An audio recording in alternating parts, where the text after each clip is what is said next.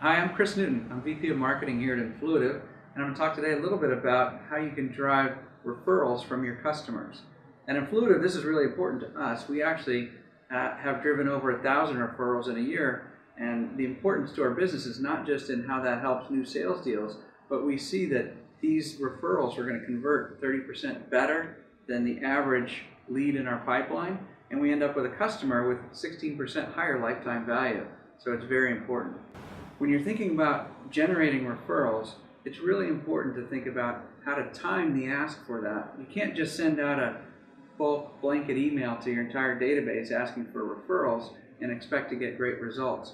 If you can time the request after a meaningful event or after you've nurtured a really strong relationship with the customer, you're going to have far better success. So look for opportunities. It can be something as simple as a difficult support case that was resolved, or maybe they provided a high score in an NPS survey, or completed a launch milestone, or there's been some other success with their implementation of your solution that allows you to understand that they are going to be more willing to talk about this with their peers in their network. And that's the time to jump in and ask for that referral. The second thing that's important is having a clear process around your referral so that the person providing it really understands what's going to happen. Maybe you have a form to fill in or an email that they're going to send in, but after they do that, they're going to want to know what's going to happen, how are they going to learn what happens after the fact, and how can they be sure that this trusted business relationship that they have with an individual is going to be taken care of appropriately by your organization, that you're not going to end up spamming this person, but you're going to really sort of treat it with respect and as they would want you to with any natural introduction that they do in their regular life.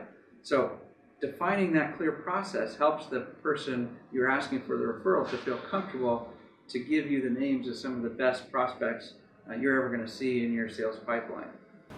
The third point that's really important around customer referrals is to make sure you've got a great process for follow-up and a way to say thank you for what they're doing.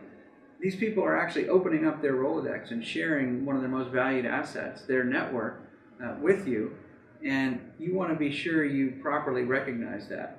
You know, the worst thing that can happen is that they've shared a name of someone who may be a great prospect for your organization, and they never hear again from you whether or not you were able to follow up, contact them, or even if they eventually became a customer as you all hoped.